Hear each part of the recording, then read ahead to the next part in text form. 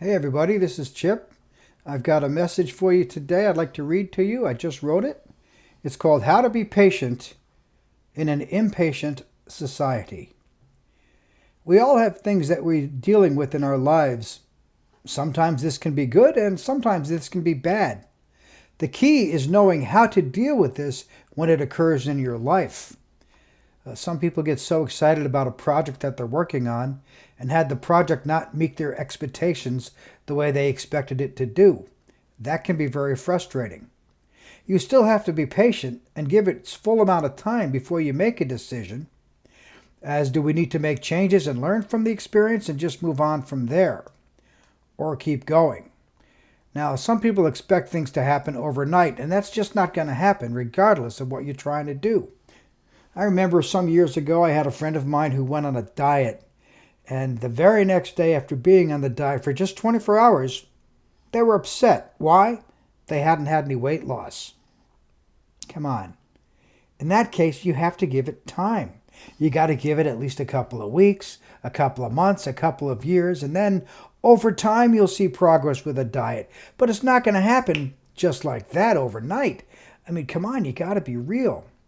Some other projects feel the same way. People want results quickly, and sometimes that doesn't happen, but you still have to be ready for it so when it happens, it doesn't surprise you.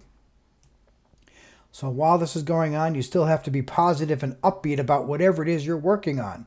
So again, don't give up regardless of your situation. Stay positive always and keep going after whatever it is that makes you feel powerful. So if you try one thing and it doesn't work out, it doesn't mean scrap the project. What it does mean is go in another direction to get the results you're looking for.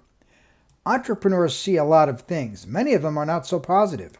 This is where the weak-minded fold up their idea and they never try it again, and the strong-minded go in another direction. They keep working at it until they figure it out. Once they've figured it out, they keep going with whatever it is that they figured out that works for them. This is a philosophy that's worked for so many successful people over the years because they had the forethought to keep going and never, ever give up on their ideas and passions. A good example of this is the Model T with Henry Ford.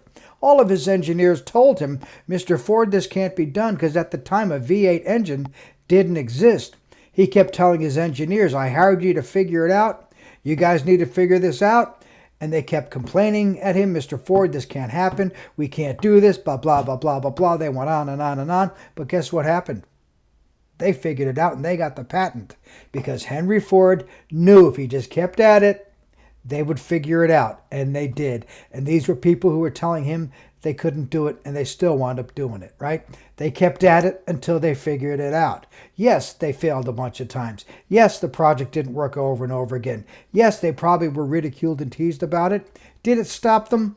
No. No, it did not stop them. They kept going. Why did they keep going? They knew they were on to something. And they knew it was good. If you like this message, please like and share with everyone you know. And I thank you for listening. Peace.